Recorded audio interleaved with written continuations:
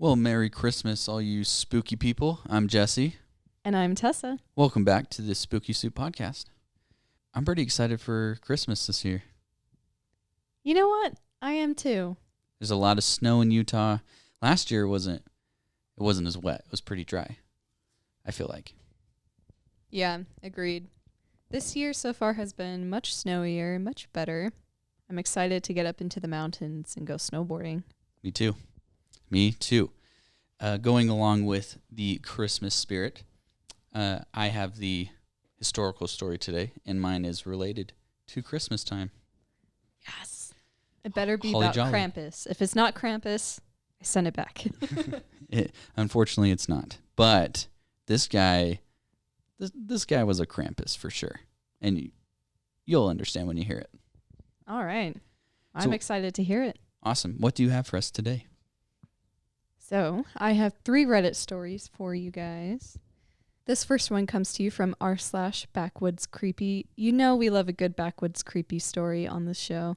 Mm-hmm. And this says, the reason I don't go outside at night.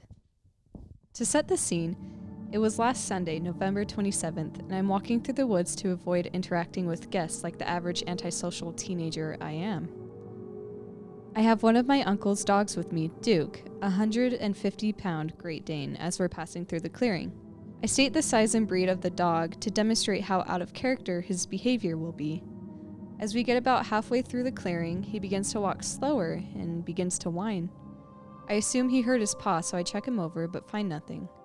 I turn around, and in my flashlight beam, I can see a pair of eyes about 4 feet off the ground, significantly taller than anything with eye shine in my area.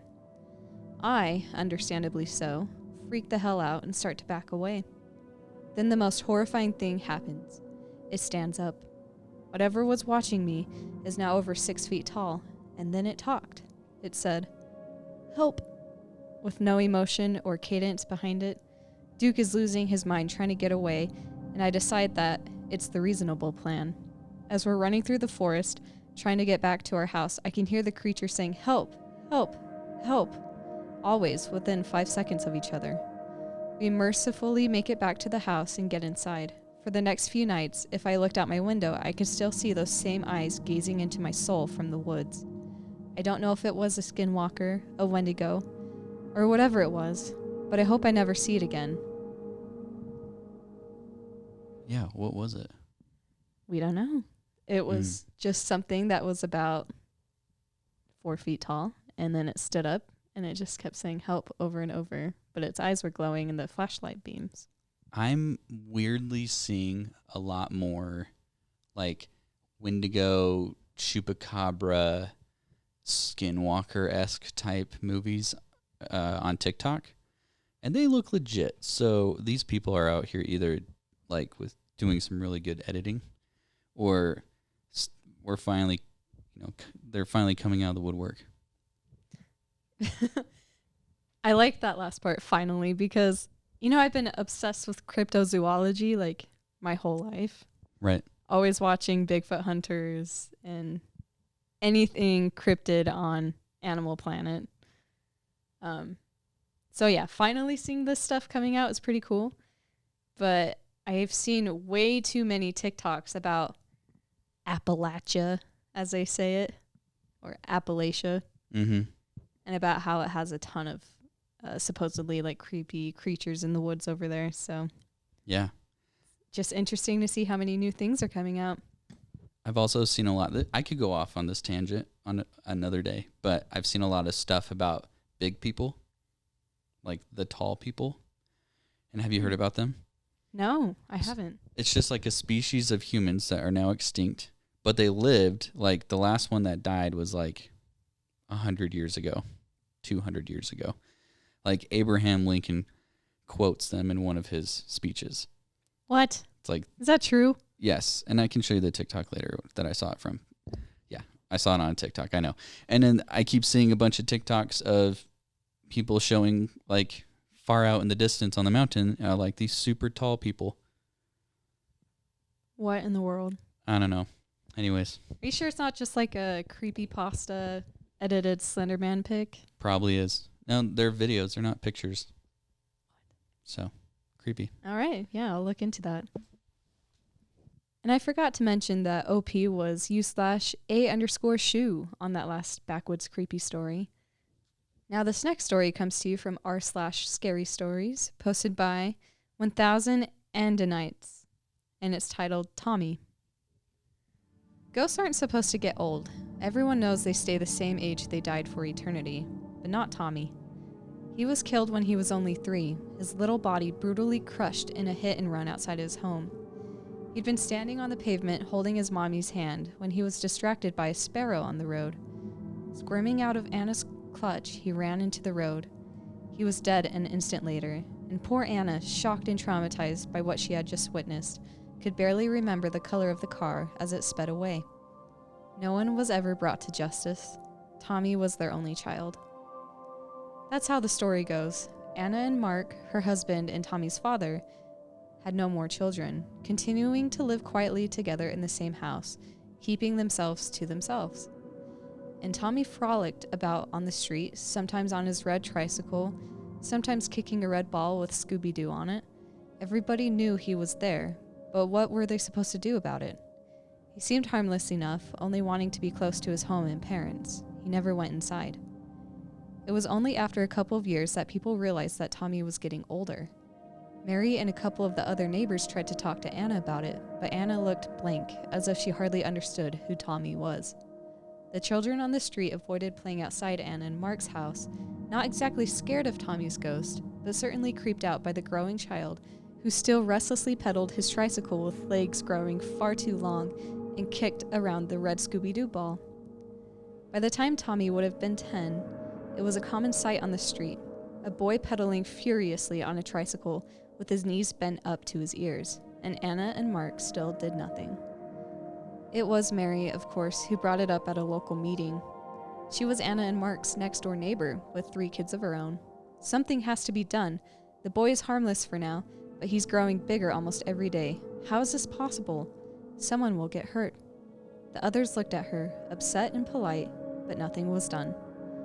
More years passed. Anna and Mark almost shockingly aged. By the time they were in their mid-30s, they looked as if they were in their 50s. They had mostly cut off contact with their family, living quite alone. And Tommy was becoming a man, a young, handsome man, with a shock of bright hair and a fierce smile, pedaling around chasing sparrows on the stretch of road outside their house. Drivers who didn't know would brake to a sharp stop right before him, jump out, only to see nothing. It would have been his 18th birthday. Anna stood on the pavement, the exact spot she had been standing so many years ago. One of Mary's kids came out and stood next to her. Together they watched Tommy kick his Scooby-Doo ball, a tall, lean young man on the cusp of life. He ignored them. Mary's kid turned to Anna. "I saw you. You pushed him." And it was his dad's car. Anna gasped, but she had been waiting for this moment when someone would tell her what they had done out loud. Tommy stopped kicking the ball and looked at his mom. Fire burned in his eyes. The sunlight made it look like his hair was on fire. He smiled that fierce toddler smile, crooked on a young man. Anna shook her head. I couldn't be a mom. I hated every second. I wanted my own life back, and so did Mark. Tommy held out his hand to Anna, and she stepped on the street. The sudden squealing of brakes and her scream ripped through the calm street. This time, Mark didn't speed away. He came out of the car and looked down silently at his wife's broken body, and Tommy was nowhere to be seen. Oof. Yeah, that one's dark. Yeah. It makes me feel the ick. Sure. Ugh.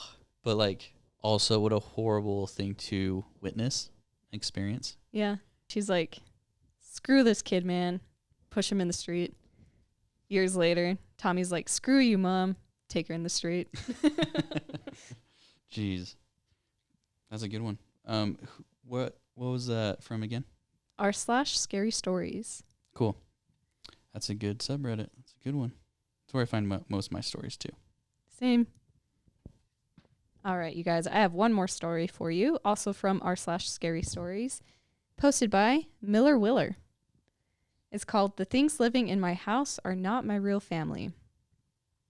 The things living in my house are not my real family. They look and sound like them, but I'm sure they're not. I know it sounds crazy, but hear me out. It all started a few weeks ago. I woke from a deep sleep to my mom standing over my bed with a hot stack of fresh pancakes. Happy Sweet 16 was written in blue icing on top. Happy birthday, Jonathan. I figured I'd make something a little extra sweet for you on your special day, Mom said. I was bewildered. First of all, it wasn't my birthday. I celebrated my birthday 2 months back. I'm a Virgo, and it was well into Libra season. Secondly, I hate pancakes with a passion. Is this a joke? I said. Mom, you know my birthday was a few months ago. She stared blankly at me for a moment, as if she were looking through me. Then she broke out into a loud, uncharacteristic cackle. That's a good one, honey, she said. I'm your mother. I birthed you. I think I would remember what day that was. She set the pancakes on my bedside dresser and left my room. At first, I was worried she had suffered a stroke or some kind of weird state, but over the next couple of weeks, there were more weird incidences. Some were benign enough, like my unathletic father insisting he was a marathon runner, my unartistic mom transforming our guest room into an art studio, or my sister repeatedly calling the dog the wrong name. Other incidents were more serious, like when my father, who insists that pepperoni is the only acceptable pizza topping, ordered pineapple instead. I stopped trying to correct them because the same thing happened every time. They gave me a strange, empty look for a second, then a chuckle, a pat on the head, and an insistence that I was mistaken. It started to take its toll on me as I grew increasingly wary of my family. I'm a naturally skeptical person, so I figured there had to be some sort of explanation I could find on the internet. Then, in an obscure medical journal, I stumbled on the entry for Capgras syndrome, a condition where the subject believes those around them have been body snatched and replaced. Bingo. Ironically, this set me at ease. Sure, I might be nuts, but at least there was some sort of explanation. That was until things got even weirder. A rash appeared on my foot that I couldn't sate with ointment, and I discovered little pinpricks inside my armpits. Sometimes I would awake with my body red and hot all over, almost like an excruciating sunburn that I could feel deep in my bones. After these incidences, I would awake confused and less familiar with my surroundings. My bookcase was in the wrong place, my clothes had been replaced, and my family's behavior was nearly unrecognizable. These tiny mutilations continued until I awoke one morning from another dreamless sleep to find a cut behind my ear. It wasn't some tiny scratch, but an incision that had been sutured. I could feel a small piece of metal or something just under the skin. I finally had enough. I couldn't explain away any of this by blaming my head. I was certain imposters had taken over my home, and I wouldn't let them get away with it. I set up a series of cameras around my house to capture the activity going on the next night. I nervously succumbed to the light sleep, but I was awoken by a loud thud on the roof hours later. I scrambled to my computer to check the surveillance equipment. I toggled through the cameras in each room of our large house until I came upon my sister. She stood stock still in the kitchen, eyes glazed over like she was in a trance. I could barely make out a shadowy figure in the corner of the screen before it hurried into the next room. Then I switched to the hallway monitors. My father was talking to something off camera. My blood ran cold as a pale, spindly creature stepped into view. It had its back to the camera, but I could make out 2 tentacles for arms and 2 legs which seemed impossibly slender. They were smooth head to toe with few identifiable features, almost like Gumby, but with a large bulbous head. Its legs did not bend, so its gait was uneven and clumsy as it shuffled toward my father. Its tentacles glowed as he raised it to my father's forehead. Moments later, my father went into glassy-eyed trance just like my sister. I toggled to the main bedroom to find another one of the creatures doing the same thing to my mother laying in bed. I panicked and leaped up from the computer, hell-bent on jumping out of my window and making a break for it. However, as I turned, I was faced with one of the creatures looming over me. The creature had large, black eyes that took up almost all of its face and a small, thin-lipped mouth. I wasn't scared as it raised its glowing tentacle to my forehead. Instead, I felt a warm light envelop me before everything went black. I awoke in a pristinely white room strapped to a metal table. Sharp instruments were on the tables to my left and right. My head was viciously pounding as I tugged desperately against the straps securing my arms and legs. The air smelled vaguely of ammonia and sweat, but not exactly. I just couldn't place it, but this place seemed familiar. The door directly in front of me opened, and 3 of the creatures shambled in silently. "What do you want with me?" I screamed. "Please, just kill me. I don't want to suffer. I know you're intelligent beings. Can't you see I'm just like you?" The beings looked at one another quizzically. Then, finally, the one in the center approached the table, reached out with its tentacle, and stroked my head. "Of course we do, honey," the creature said in my mother's voice. How did you do that?" I stammered. "You sound just like her." "Oh dear," she chuckled. "You really did get fried, didn't you?" The other 2 approached the table on either side. "You see," one said in my sister's voice, "we don't sound like your family. We are your family," the other said in my father's voice. Suddenly, they shapeshifted into perfect replications of my family. I stared, mouth agape in shock. "I told you we erased his mind too much," my newly transformed sister said. "You'd better hope the backup memories work." "I'm confident they will," Dad said. "You've been through a lot, but it's almost over. So now relax while we reboot your real memories." They stuck a needle in my arm, and all of my memories came flooding back to me. My true form is not that of a human, but a noble race of creatures cast away from their homeland in exile, who sent me to access the viability of Earth as a new home for our pilgrims. My job was to dispose of and take the place of the household's most trusted family member. In this case, it was poor Jonathan. Once in place, I acted as an unwitting antenna, collecting data for my family who monitored the situation in the skies above. This process was repeated across Earth with hundreds of families until every pilgrim had a home.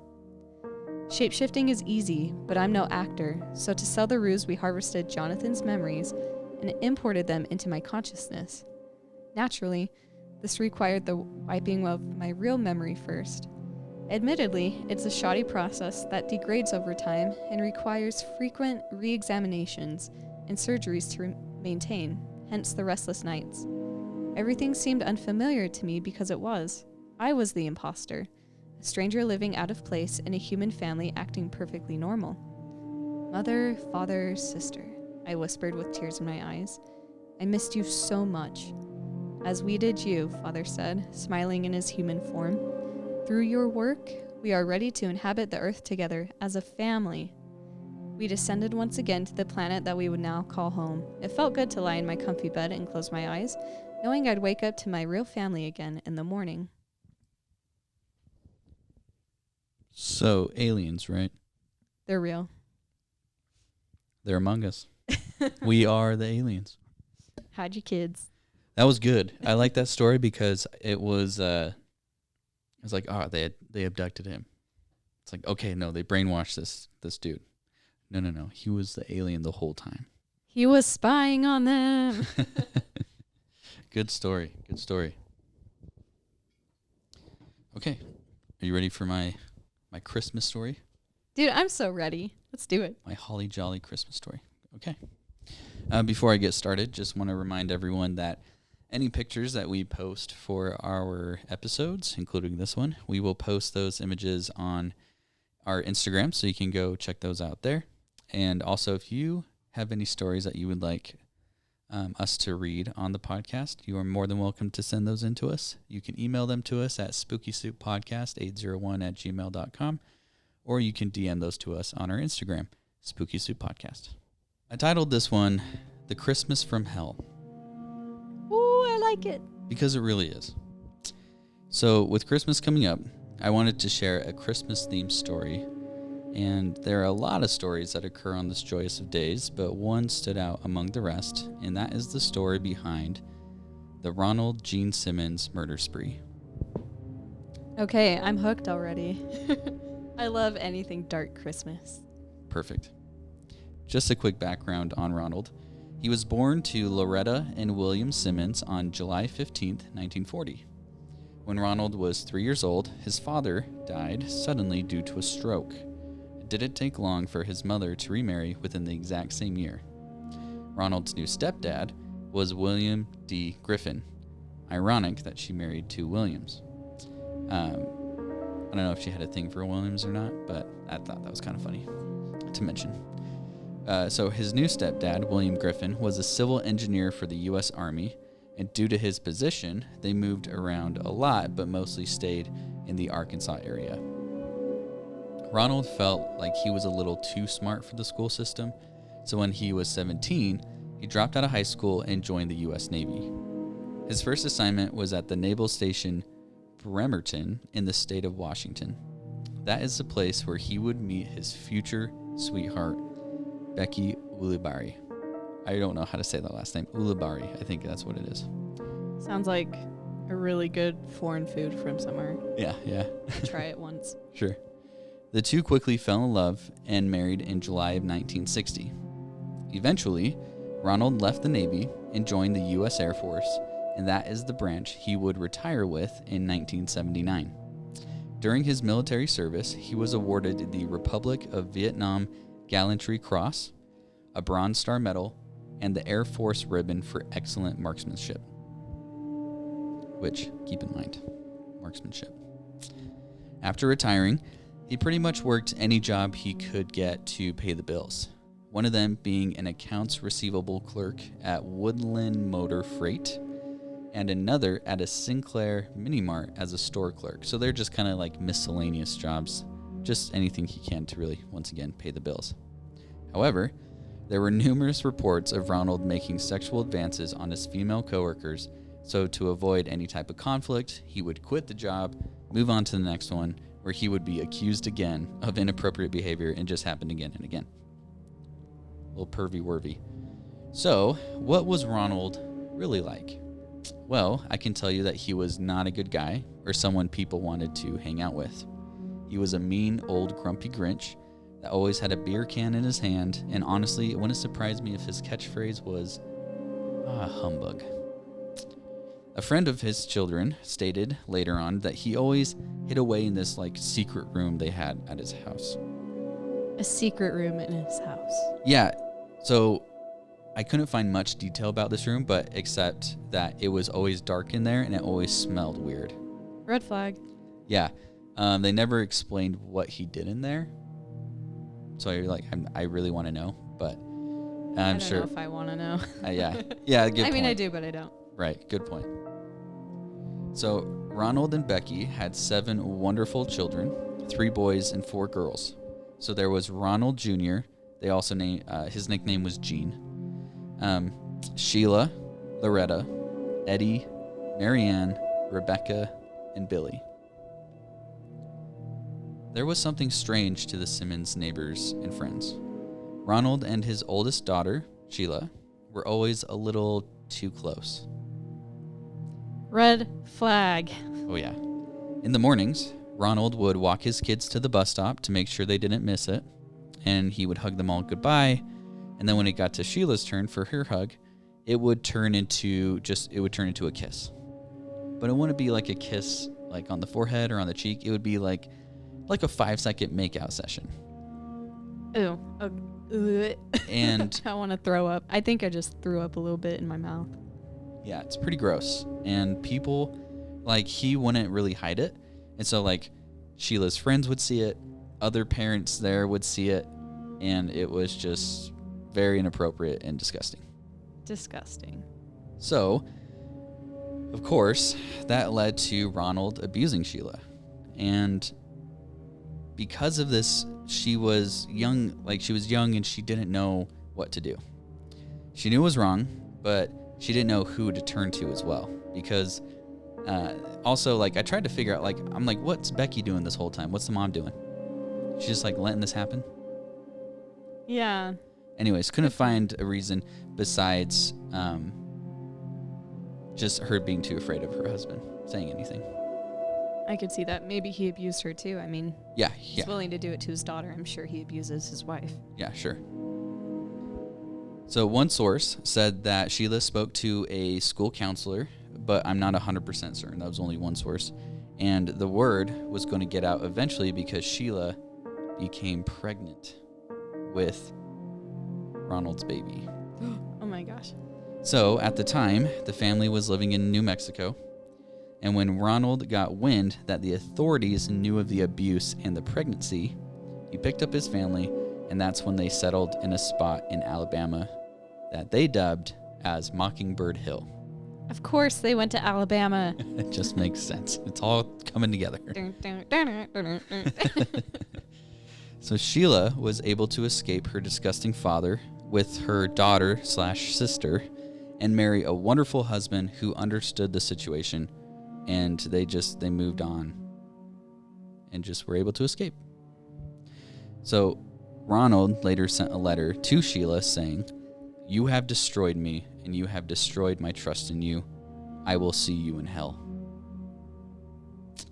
On Mockingbird Hill, Ronald was obsessed with making sure he and his family had plenty of privacy. He built a 10-foot tall fence that covered the entire 13-acre property. No one was allowed in, and certainly not allowed out. That's right. His own wife and kids were never allowed to leave this compound he built. To make up for it, he wanted to give them a little bit more space in the home. So to do that, sorry, I'm laughing because it's such a silly idea. He took 2 mobile homes, cut the sides off both of them, and then just squished them together, put them together. Oh, so yeah, that'll fix them. Right? So he's like doubled up on the space of their home. It's like, you're welcome, family. Be grateful for the space I built. Yeah, so nice of him, right? So he was so controlling that even poor Becky didn't know how to drive a car. Like, he wouldn't let her learn how to drive a car. He ran his household like an army base. If the kids weren't sleeping, they were doing chores, and one of those chores would be to dig massive holes that would later become cesspits, because Ronald weirdly refused to have indoor plumbing installed. They would also move gravel from one spot to another spot, just because. He wouldn't exactly explain why, but he would just make them do that. Never let them know your next move is basically what he's doing. Yikes. So they would clean the house inside and out, and then once they were done, he would demand that they do it again. And I don't know what his plan was behind that. Probably just a thing to keep them busy.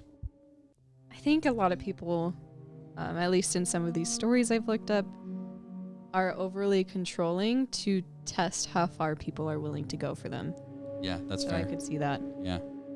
Also keep in mind, so even though like his wife and kids weren't allowed to leave, they actually were allowed to go to school, but Ronald made sure they got on the bus and they got home off the bus, you know what I mean? Mm-hmm. So that they could get at least a proper education. So they, like, the kids were like, all right, we're doing chores. I mean, this is just how we live. This is just how, like, other families live as well, right?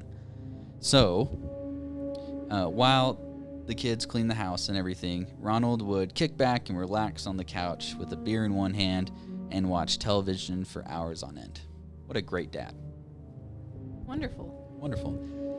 Poor Becky was physically abused almost every day. You're probably thinking, wait, why didn't she leave?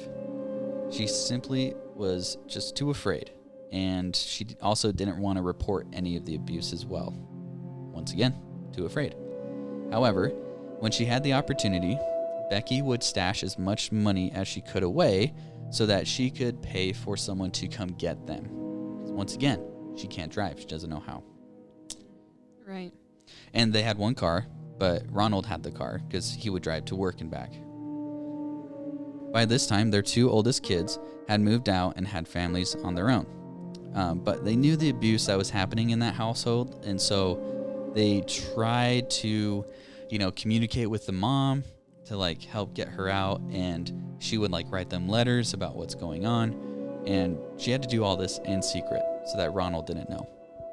Imagine, like, living under constant stress like that. Right? Just, like, worried you're going to get caught. Yeah, and once again, Ronald he forbade, like, any communication from the 2 eldest because he felt like he was betrayed for them moving, especially by Sheila. Because when she left, you have to remember, he took their incest baby. So creepy. Sorry for the weird noise, but it is disgusting. So now it is December 22nd, 1987. Christmas time was here. The kids were at school enjoying the festivities and were anxious to get home and enjoy the time off for the holiday. Ronald, on the other hand, snapped and quit his job. The first thing he did after leaving his work was drive to his local Walmart and buy a .22 caliber handgun. Something in Ronald was not right, and little did his family know this was their last days. After Walmart, he drove straight home. Becky was there waiting for him, probably knitting, wrapping presents, watching TV, just enjoying herself in the Christmas time, when all of a sudden, Ronald attacked her from behind with a hammer. He bludgeoned her until she was unrecognizable. Their eldest son, Gene, was visiting and in a different room playing with his 3-year-old daughter, Barbara. Hearing his mother's cries for help, he came running in to help her. Unfortunately, Ronald got the best of him and beat him down just like he did his wife. To finish the job, he shot them both twice with the purchased handgun and threw their lifeless bodies in the cesspits his younger children had previously dug. Okay, it's one thing to kill someone, but to also dispose of them like that? Yeah. What is this guy's problem? No one could be left alive, so he strangled little Barbara and laid her next to her father in the same pit. Now that was over, Ronald grabbed a beer from the fridge, took a seat in his lazy boy, kicked his feet up, and waited for the rest of the younger children to come home for Christmas. Oh no. Upon arriving home, Ronald told the 4 children, Loretta, Eddie, Marianne, and Becky, that he had some early Christmas gifts to give them. But there was a catch. They had to go out back and receive each gift one by one. Filled with excitement and happiness that their father had finally done something nice for them, they lined up and waited for their names to be called. The kids sat there and heard their dad from outside call, "Loretta, you're up first. Come outside." Excited, Loretta went out the back door. A few minutes later, the rest of the kids heard their names called one by one. Finally, when all of her siblings had received their special surprise Christmas gifts, it was Rebecca's turn.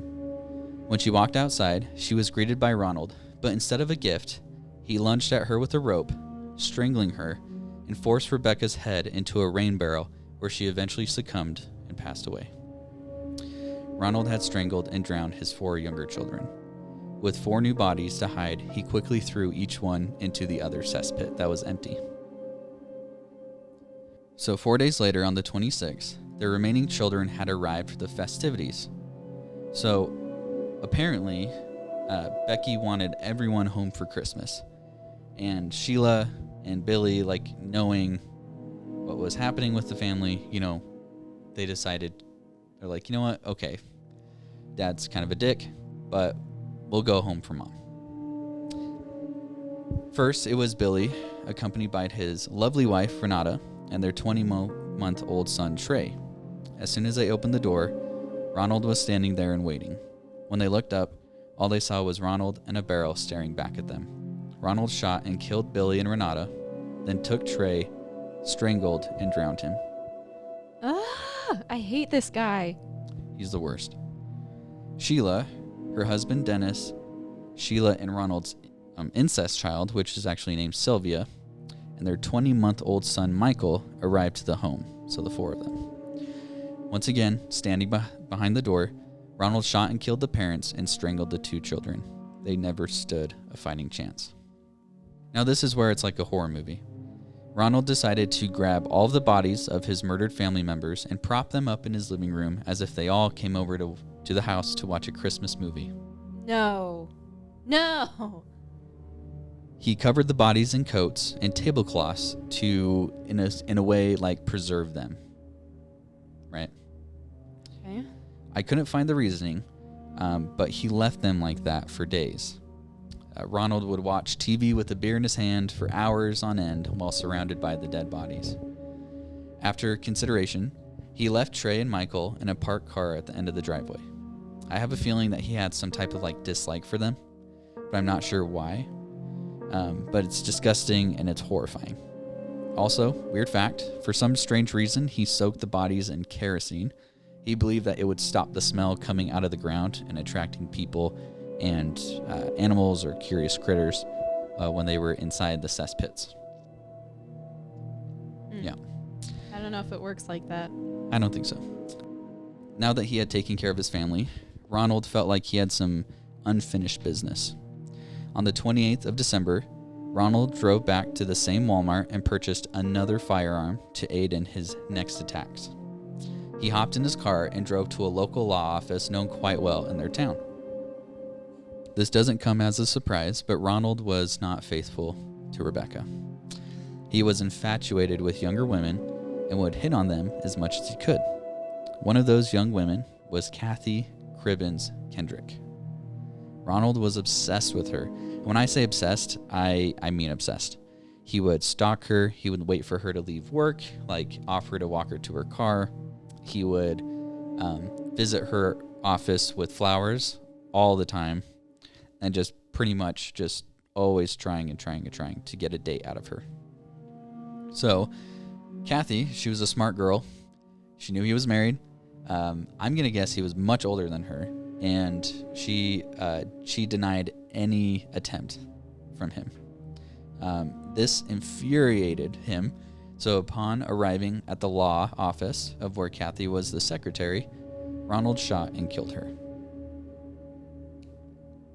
The job Ronald had just quit a few days earlier, where he was a cashier at the local Sinclair Mini Mart. It sounds like his boss didn't really like him. And so I'm guessing they had a ton of contention. And his boss's name was Russell Taylor. After he killed Kathy, he drove to an oil company office that Russell owned and just opened fired. Russell was hit but only injured. He survived. Another office worker, James David Chaffin, who was a complete stranger, didn't know him at all, was hit and unfortunately passed away. While running out of the office, Ronald noticed another worker hiding and shot in their direction, but luckily that shot missed. Not only did he not like his boss, but it sounds like he hated everyone he worked with at the mini mart, so that was his next stop. Upon arrival, he shot and wounded 2 more previous coworkers that he worked with. To finish his insane murder spree, his final stop was at the office of the Woodland Motor Freight Company. There he shot his former boss twice, but luckily she survived the attack. Thinking she was dead, he walked into another room, pointed the gun at another worker, and demanded they call the police. When the police arrived on scene, Ronald gave up without a fight. He simply gave them the firearm and held his arms out so they could slap handcuffs on him. Quickly, authorities were able to find out that Ronald was completely sane. Because of this, he was able to go to trial, but in reality, he knew what he had done and wanted the death penalty. He was first brought to trial for the murders of Kathy Kendrick and James Chaffin. He was found guilty and given the death sentence by lethal injection. Next, he was found guilty of murdering his entire family. He was also given the death sentence by lethal injection for those murders. While they were reading out the verdict, Ronald lunged for and assaulted the prosecutor, John Bynum. Ronald was lunging to grab John's gun. Men quickly jumped on Ronald and were able to hold him down until they were able to haul him away to a holding cell. He refused to appeal his death sentence, stating, "To those who oppose the death penalty, in my particular case, anything short of death would be cruel and unusual punishment." The Arkansas governor, known famously, as everyone knows, Bill Clinton, signed his execution warrant, and on June 25th, 1990, Ronald Gene Simmons died by lethal injection. None of his surviving relatives claimed the body, and it was buried in an unknown grave. Good. So, just to finish off the story, a band named Macabre wrote a song about Simmons and the murders he committed. The song is called Holidays of Horror, if you would like to look it up, and the lyrics go as follows. Simmons went crazy, murdered 16, 14 of them family, he killed them for the holidays. Merry Christmas, he gunned his family down. His bullets were their presents, dead relatives all around. Happy New Year. One they won't be here to see. It's the holiday of horror because of Ronald Gene Simmons. He built a wall around his trailer home so the neighbors would leave him alone, and he didn't want them to see how he abused his family. Merry Christmas. He gunned his family down. His bullets were their presents, dead relatives all around. Happy New Year. One they won't be here to see. It's the holiday of horror because of Ron Gene Simmons. I hope no one ever has to go through what the Simmons family had to endure on Christmas, but I want to wish everyone a very Merry Christmas from the Spooky Soup podcast. That story was a lot. Psychopath. Psychopath. Sorry, I just want to point out that I misspoke. It wasn't the two oldest that moved out. It was Sheila and then one of the brothers. So Okay. Right. So just to correct myself. So anyways, there you go. There's a story of Christmas from Hell. I should have titled it The Holidays of Horror, as the song title is. We can always add that in the show notes. Yeah. Wink, wink. Okay, there you go. Oh my gosh. I'm reeling from that. That was intense. Because not only do we have the abuse, disgusting abuse from a father on his own family, then we have the isolation, then we have the murders, and then the murder spree and the purchase of the firearms to commit these murders. And then I can't even imagine being like a first responder happening upon the scenes. Like, I'm done with my job at that point. I'm not going back. Yeah. For me, the most twisted part of everything is when he laid out the bodies in the family room and just chilled next to him like it was just another day. But they were all dead. Have you seen the house that Jack built? No, I haven't, but I know where you're going with this. I think it's probably based on this dude, part of it. There might be. I'll look it up and see. But because yeah, strange. Yeah, like the whole point of the movie is he's a serial killer, and it's like his mind is narrating the movie, so it's from his perspective. But the whole point is he wants to build a house, but he just keeps killing people and storing them in a freezer and like taking photos with them. And then you realize at the end of the movie, the house he's been building in his mind, like out of plywood and all that, is actually out of these frozen bodies, and he's arranged them to look like a house. Mm-hmm. So, that reminds me of it. That makes more sense because I just Googled it while you're saying that, and it says that the character was based off of Ted Bundy, but the story is based off of Dante's Inferno. Oh, yeah. So there you go. Yeah, that makes sense. Okay. Well, hope you guys are spooked. And once again, I hope you have a very Merry Christmas. Do you have anything else? That's it for me. I hope everyone stays jolly and spooked. All at the same time. All at the same time. All right, guys. We'll scare you in the next one. Stay spooky. Bye.